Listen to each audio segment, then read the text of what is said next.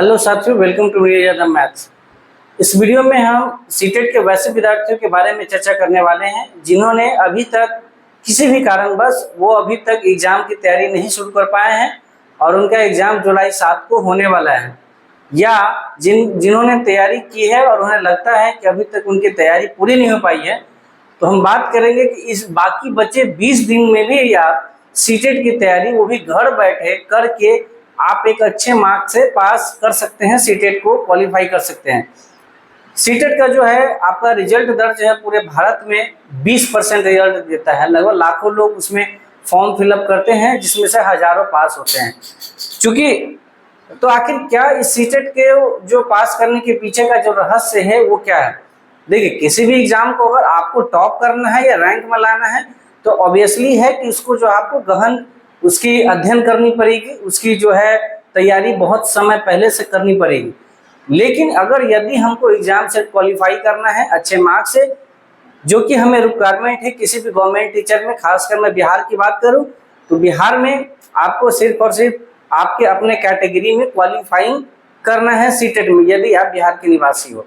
बिहार के बाहर अगर अदर स्टेट से हो आप तो आपको जो है जनरल में काउंट होगा, तो जनरल का जो है 150 का 60% यानी 90 मार्क्स आपको ऑब्टेन करना होता है सीटेट के एग्जामिनेशन में। चूंकि ये 90 नंबर जो है आप इजीली बाकी 20 दिनों में जो है बहुत ही आराम से 100+ मार्क्स आप ला सकते हैं। उसमें जरूरत है कि आपको कुछ चीजों पर ध्यान देना।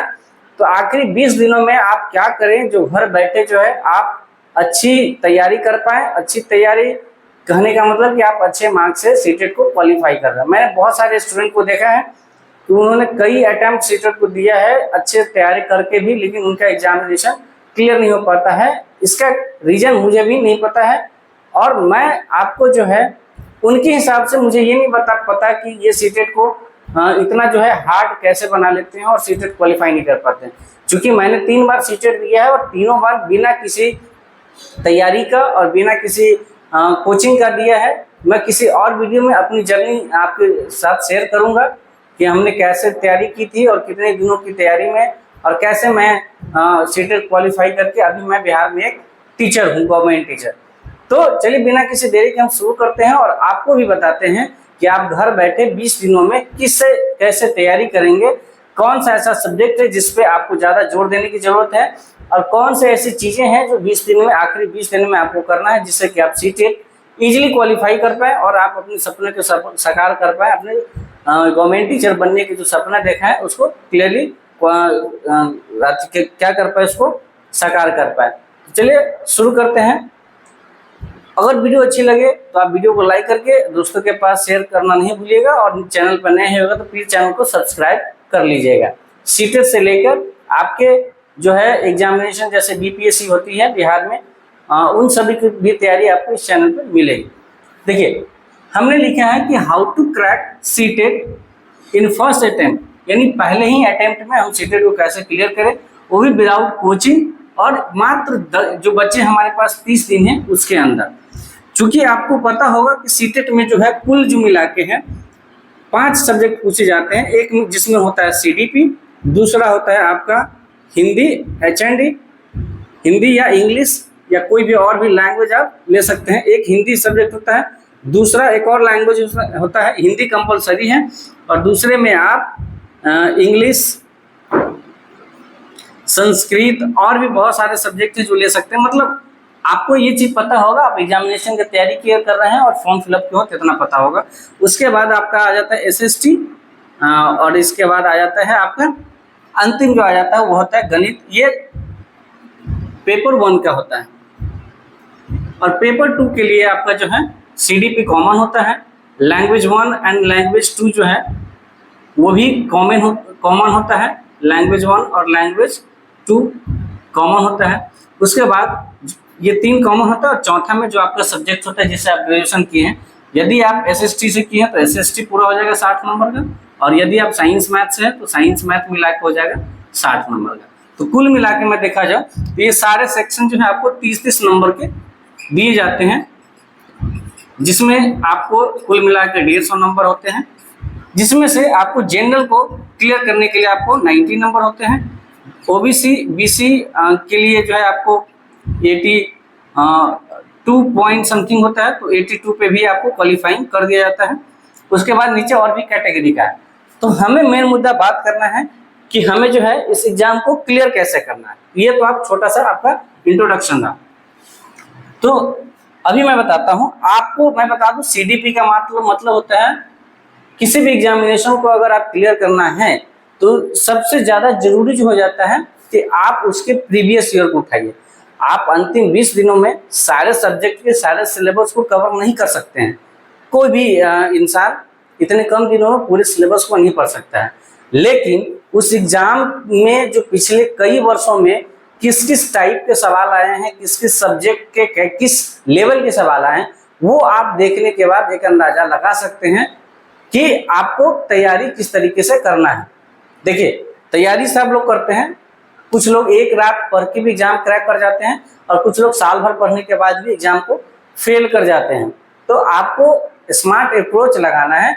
आपको सबसे पहले क्या करिए कि अभी आप एक प्रीवियस कोई बुक उठाइए, ठीक है, जो जिसमें पिछले कई वर्षों का आपका सवाल दिया गया हो, और उसमें एक बार आप उस 150 क्वेश्चन को आप सॉल्व करके देखिए आपका कितना मार्क्स आता है। बहुत सारे आपको सीडीपी और पैडागोजी, सीडीपी कहने का मतलब चाइल्ड डेवलपमेंट एंड पैडागोजी, इसमें बाल विकास और शिक्षा शास्त्र यानी पैडागोजी, यानी अपने एज ए टीचर आप जब टीचर रिक्रूटमेंट होके जाएंगे तो आप स्कूल में बच्चों के साथ आपका कनेक्शन किस तरीके से होना चाहिए, जिससे कि बच्चे जो है बच्चे को सिखाने में आपको आसानी, कौन कौन से ऐसी प्रक्रियाएं, कौन कौन से ऐसा आपका मेथडोलॉजी आप इम्प्लीमेंट करेंगे जिससे बच्चे को कोई भी सब्जेक्ट सीखने में आसानी हो।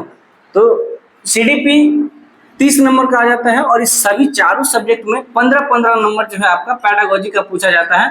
पैडागोजी कहने का मतलब हो गया कि शिक्षण शास्त्र यानी टीचिंग स्किल्स। ये जैसे अगर आपको हिंदी पढ़ाना है तो हिंदी 15 नंबर आपका ग्रामर और गद्यांश होगा, लेकिन 15 नंबर आपको इस सब्जेक्ट को पढ़ाने की कला के बारे में पूछा जाएगा कि आप एज ए टीचर हिंदी को पढ़ाने के लिए कौन कौन से तरकीब अपनाएंगे एज ए टीचर बच्चों को सिखाने के लिए। तो कुल मिलाकर 30 नंबर यहाँ और 60 नंबर यहाँ, कुल मिलाकर 90 नंबर जो है आपका वो पैडागोजी से पूछा जाता है। तो जिसका पैडागोजी पे कमांड होगा वो तो रिजल्ट ऐसे ही दे देगा, ठीक है। तो सबसे पहले मेरा सजेशन आपको कि आप प्रीवियस ईयर सवाल को उठाइए। पहली बार जब उठाइएगा, वैसे विद्यार्थियों के लिए जो जिन्हें अभी तक कोई तैयारी ही नहीं की है, अभी तक नहीं देखा है और अंतिम 20 दिनों में उनको जो है अचानक आंख खुला है कि हमें सीटेट की तैयारी करनी है, तो वैसे विद्यार्थियों के लिए यदि आप पहला एक कोई सेट उठाइए 150 नंबरों का, पहली बार जब आप सीटेट के क्वेश्चन को सॉल्व करने जाएंगे तो आपको बहुत अटपटा लगेगा, ऐसे ऐसे शब्दों का जिक्र करेगा जो आपके समझ से बाहर है। लेकिन आप 2, 4, 5 सेट बनाइए, उसमें आप अपना नॉलेज देखिए कि हमें कितना मार्क्स ऑब्टेन हो रहा है। उसके बाद आप एक अवलोकन करिएगा तो आपको पता चलेगा कि सीटेट में 40 to 50% क्वेश्चन ऐसे हैं जो एज इट इज आ रहे हैं हर ईयर, है ना। जैसे मैं आपको बता दूं कि NCF national curriculum framework 2005, RT act right to education act 2009, ठीक है। उसके बाद अभी नया जो आया है एनईपी 2020, यहाँ से सवाल आते हैं, ठीक है। ये सब जो चैप्टर हैं, जीन पियाजे जो हमारे एक वैज्ञानिक है जीन पियाजे, है ना, इनका जो सिद्धांत है बच्चों को एजुकेट करने का, उसको शिक्षा देने का, वाइगोत्स्की, है ना, वाइगोत्स्की। तो ऐसे ऐसे वैज्ञानिकों के बारे में जो है फिक्स सिलेबस है कि यहाँ से सवाल आपको आते ही हैं। अच्छा, 150 में से आप देखिएगा कि 40 से 50 सवाल तो आप ऐसे इजीली कर पाइएगा जो सवाल आपने कभी अभी तक किया ही नहीं। वो आपके एज ए टीचर और स्टूडेंट के बीच के रिलेशन को दर्शाता है। एप्टीट्यूड जो है, पेडागोजी जो है, जैसे कोई पूछ देगा कि बताइए गणित का सवाल है, इस सवाल को एक बच्चा कर पाता है, दूसरा बच्चा नहीं कर पाता, तो जो बच्चा नहीं कर पाता है उसको आप उस बच्चे को समझाने के लिए, उस बच्चे से गणित के सवाल करवाने के लिए आप क्या करेंगे। तो एज ए टीचर आप उसमें ऑप्शन में देखिएगा तो आपको समझ में आ जाएगा। तो आप 40 से 50 सवाल तो खुद से कर जाएंगे, ठीक है। तो सीटेट जो एग्जाम है उसको निकालना इतना भी हार्ड नहीं है जितना बाकी लोग बना देते हैं। बहुत ही इजी है सीटेट एग्जाम को। मैं कभी अपना किसी दिन अपना एक्सपीरियंस शेयर करूंगा कि मैंने कैसे 3 बार में 3 बार पहली बार तो जैसे मैंने एग्जाम दिया था तो 10-15 दिन की पढ़ाई की थी, और दूसरी और तीसरी बार तो बिना एग्जाम पढ़े भी 1 दिन पढ़े हुए हमने बैठा था नंबर को इम्प्रूवमेंट करने के लिए। ठीक है, तो उसकी चर्चा मैं कभी बाद में करूंगा। आप एक बार किसी चीज को नस को पकड़ लेते हैं ना, तो आप बार बार उस चीज को इजीली आप क्रैक कर पाएंगे। तो आप सीडीपी पे आपको कमांड बनाना है, और सीडीपी जो बाल विकास शिक्षा शास्त्र से, तो आप देखिएगा इसमें बहुत सारे आपको एग्जाम का 20 दिन है। तो मैं जो है इस चैनल पर आपको गणित का 15 नंबर पूछता है, 15 नंबर कंटेंट, आप एक एक छोटा वीडियो, जैसे कि रेलगाड़ी से संबंधित सवाल हो गया, उसके बाद कुछ सवाल ऐसे हैं जो फिक्स आते हैं, नंबर सिस्टम का सवाल है, उसके बाद आपको सिमेट्री का सवाल आता है, तो वो सवाल हम करवा देंगे इस चैनल पर आपको। तो गणित का कंटेंट का टेंशन हमारा वो आप कर लीजिएगा, 10-15 दिन पूरा क्लियर हो जाएगा। पेडागोजी की बात हुई तो आप जैसे जैसे प्रीवियस क्वेश्चन को करेंगे आपकी अंडरस्टैंडिंग बढ़ती जाएगी, और ये 20 दिन जो है आपको काफी है। आप देखिएगा कि 5 से 7 दिन में आपका जो है मनोबल जो है कितना बढ़ जाएगा, कॉन्फिडेंट लेवल कितना बढ़ जाएगा। जो मैं कह रहा हूँ बस उतना करना है आपको। एक प्रीवियस क्वेश्चन का बुक उठाना है, होगा तो मैं इसमें स्क्रीनशॉट भी लगा दूंगा। कोई भी प्रीवियस ईयर क्वेश्चन आप उठाएंगे, प्रीवियस ईयर क्वेश्चन सभी बुक में समान होते हैं, जो सवाल पिछले ईयर में पूछा जाता है। ठीक है, तो उसको उठाएंगे और अभी आपसे आप करना शुरू कर दीजिए। आप देखिएगा धीरे धीरे आपका इम्प्रूवमेंट होता जा रहा है। धीरे धीरे मैं 20 दिनों में गणित का तो सवाल कराऊंगा, साथ ही साथ सीडीपी में आज तक मेरा जो भी स्कोर आया है मतलब 25+ ही आया है। फर्स्ट अटेम्प्ट भी मैंने दिया तो लगभग 27 या 8 मार्क्स आया था। 25+ से नीचे से कम आज तक मेरा सीडीपी में नहीं आया। तो अंडरस्टैंडिंग आप खुद ब खुद डेवलप कर पाएंगे। ठीक है, तो ये हो गया कि मैं मैथ आपको कराऊंगा टाइप वाइज कि कौन कौन से टाइप के सवाल आते हैं। दूसरी बात कि आपको कुछ ऐसे टॉपिक का लिस्ट दे दूंगा जिसको कि आपको करना है। ठीक है, वो एक छोटा सा लिस्ट दे दूंगा कि आपको इस टॉपिक से पढ़ लेना है, और छोटा टॉपिक है वहां से सवाल 110% आता ही आता है। जैसे एनसीएफ हो गया, एक्ट 2009 हो गया, एनईपी हो गया, और भी बहुत सारे टॉपिक हैं, जिम पीजी वाइगोत्स्की है ना, तो इन सब का हम दे देंगे। उसके बाद एग्जाम के 1 सप्ताह पहले या 2-4-5 दिन पहले आपको नेगेटिव और पॉजिटिव टैग वर्ड, बहुत सारे सवाल आपको ऐसे दिखेंगे कि आपको देखिएगा कि सवाल में एक शब्द से, जैसे कि अगर हतोत्साहित हो गया, हतोत्साहित यानी डिस्करेजमेंट हो गया, यानी बच्चे को नीचा दिखाना, जैसे ही ये शब्द दिखेगा वो आंसर ऐसे ही गलत हो जाएगा। प्रोत्साहन करने की बात आएगी तो वो सवाल जो है वो आंसर जो है आपका सही हो जाएगा। तो ऐसे ऐसे टैग वर्ड मैं दूंगा, का लिस्ट दूंगा, जिससे आप देखिएगा कि 90% जो है आपको क्वेश्चन पढ़ना है और आपका आंसर टक टक हो जाएगा।